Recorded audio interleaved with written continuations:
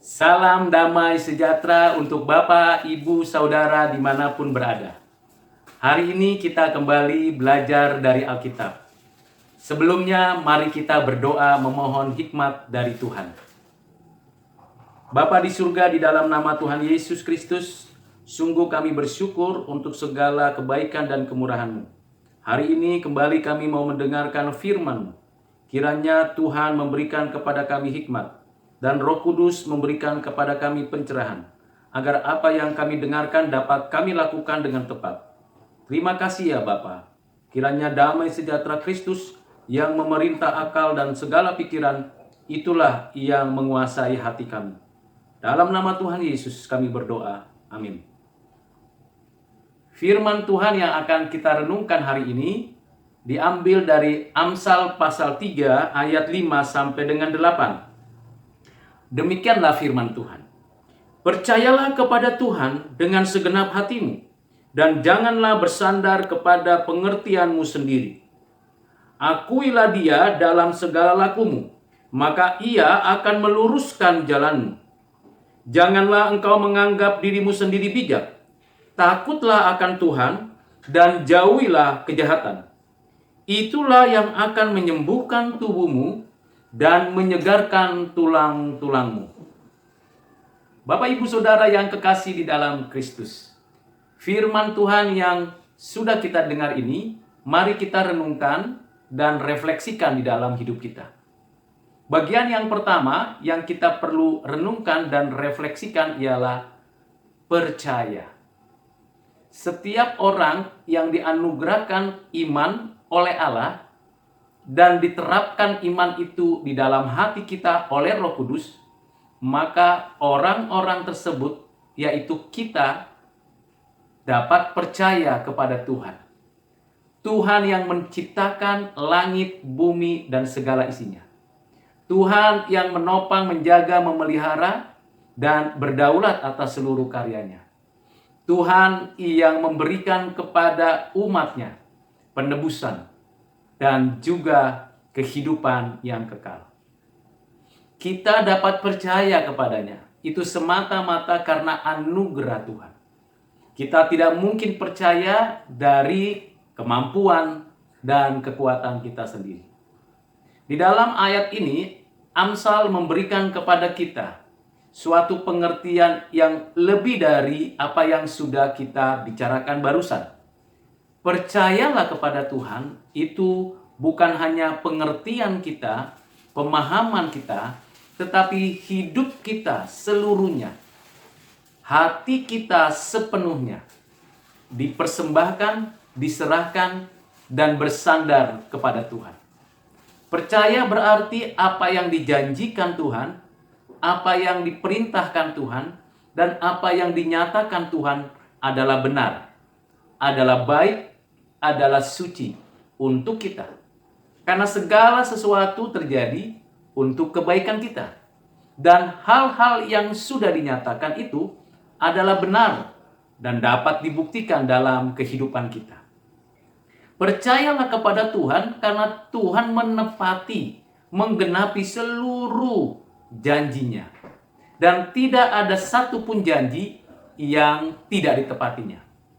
Percayalah kepada Tuhan karena Tuhanlah yang memberikan kepada kita hidup. Memberikan kepada kita kemenangan. Memberikan kepada kita kelepasan. Dan memberikan kepada kita ketenangan. Percayalah kepada Tuhan berarti sungguh-sungguh tidak ada lagi yang lain yang kita sembah, yang kita dapat mengatakan sujud kepadanya. Karena kita percaya kepada Tuhan, maka pengertian-pengertian kita yang keliru, yang salah, yang tidak benar harus menyingkir dari hati kita. Hal ini penting agar kita betul-betul fokus percaya kepada Tuhan. Hal itu bukan berarti kita sebagai orang percaya tidak menggunakan akal budi kita. Justru sebaliknya, orang percaya, orang yang beriman adalah orang-orang yang menggunakan akal budinya. Namun akal budinya dipimpin, diarahkan, diterangi oleh firman Tuhan. Betul-betul melihat, memeriksa, dan memperhatikan keseluruhannya secara utuh. Artinya kita dapat memanfaatkan fungsi akal budi kita dan kita dapat menggunakannya untuk kemuliaan Tuhan. Tetapi bukan akal budi kita yang mendahului iman kita. Iman kita harus memiliki pengertian yang benar, dan pengertian kita yang benar harus berdasarkan pengetahuan yang benar, dan kita mendapatkan pemahaman, pengenalan akan Allah Tuhan kita yang hidup. Itu bagian pertama yang kita pelajari dari Amsal 3 ayat 5-8. Ayat yang kedua yang kita dapat pelajari bagian ini adalah akuilah Dia dalam segala lakumu. Artinya kita sungguh-sungguh mempresentasikan hidup percaya kita di dalam keseharian kita. Kebiasaan kita, gaya hidup kita, cara hidup kita, tutur kata kita, perilaku kita, tindakan kita terhadap diri, terhadap keluarga, sesama, dan di hadapan sesama manusia yang lain. Kita berani mengakui Tuhan kita. Di sana kita memproklamasikan iman kita yang sejati. Di sana juga kita membeberkan kebaikan-kebaikan Tuhan yang kita terima setiap hari. Mengakui Dia bukan sekedar pengakuan iman dari mulut saja. Bukan saja pengakuan iman yang dari dalam hati saja, tapi dari perilaku kita sehari-hari. Karena itu Bapak Ibu Saudara yang kekasih di dalam Kristus, bagian kedua ini menunjuk kepada kita supaya ketika kita ingin melakukan sesuatu dan ingin mencapai sesuatu kebutuhan, apapun itu, mari kita mengakui seluruh kekuasaan Tuhan. Dan Dia akan meluruskan, memberikan pimpinan kepada kita. Oleh Roh Kudus-Nya yang tinggal diam di dalam kita, Dia akan memberikan kepada kita hikmat. Bagaimana mencapai tujuan, mencukupkan kebutuhan, mengerjakan kehendak Tuhan dengan tepat. Tentu dengan sungguh-sungguh kita mengakuinya dalam perilaku kita. Tidak ada yang namanya dualisme. Artinya di gereja, di rumah itu berbeda dengan di kantor. Atau di kantor, di pekerjaan, di aktivitas lain itu berbeda dengan di rumah. Tidak demikian. Kita adalah orang-orang percaya yang berintegritas. Apa yang ada dalam hati, apa yang ada dalam pikiran, apa yang ada dalam tindakan, itu sama-sama berintegritas. Memiliki korelasi yang baik, tidak kontradiksi. Di sana ada suatu perwujudan hasil daripada kepercayaan kita. Sehingga dengan demikian, Tuhan Allah meluruskan jalan-jalan kita. Bagian yang ketiga adalah bagaimana kita harusnya takut akan Tuhan. Takut akan Tuhan bukan berlari, gemetar, gentar. Tetapi takut akan Tuhan di sini menggambarkan kepada kita suatu sikap hati yang sungguh-sungguh menghormati Tuhan. Takut akan Tuhan berarti memberikan diri kita sepenuhnya untuk sungguh-sungguh tidak melakukan segala kejahatan apapun. Kita hidup suci di hadapan Tuhan. Takut akan Tuhan berarti coram Deo.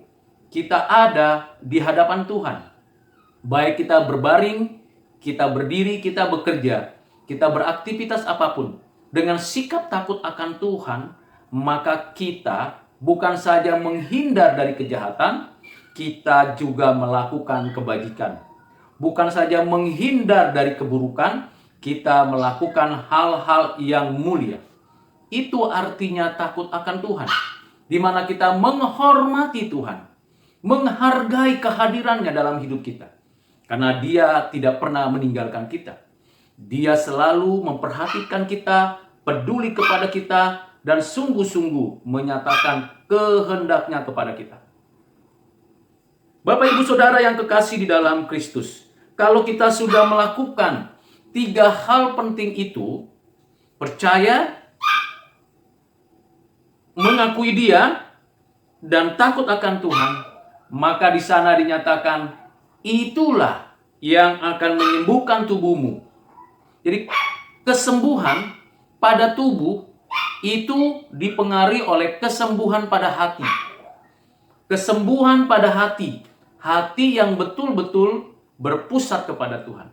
Hati yang betul-betul bersandar kepada Tuhan. Hati yang betul-betul bergantung kepada Tuhan. Nah, dengan demikian kita mendapatkan kesembuhan. Kesembuhan bukan hanya fisik, tapi mentalitas kita. Kesembuhan bukan hanya pada tubuh yang sakit, tetapi juga jiwa kita. Kita mendapatkan pemulihan dan pertolongan dari Tuhan. Kiranya perenungan ini membuat kita semakin hidup bersandar kepada Tuhan. Berdoa memohon belas kasihan Tuhan agar kita setia mengakuinya setiap hari. Mari kita berdoa. Bapa di surga, terima kasih pada hari ini kembali kami bersyukur telah merenungkan firman Tuhan, telah memikirkannya dan merefleksikannya dalam hidup kami. Ajar kami terus percaya kepadamu, ajar kami terus mengakuimu di dalam kehidupan kami dan tingkah laku kami, dan ajar kami untuk tetap takut akan Engkau. Agar tubuh kami yang sakit, jiwa kami yang lemah, Engkau kuatkan, Engkau pulihkan, dan kami terus hidup memuliakan Engkau seumur hidup kami. Terima kasih Bapa. Dalam nama Tuhan Yesus kami berdoa bersyukur. Amin.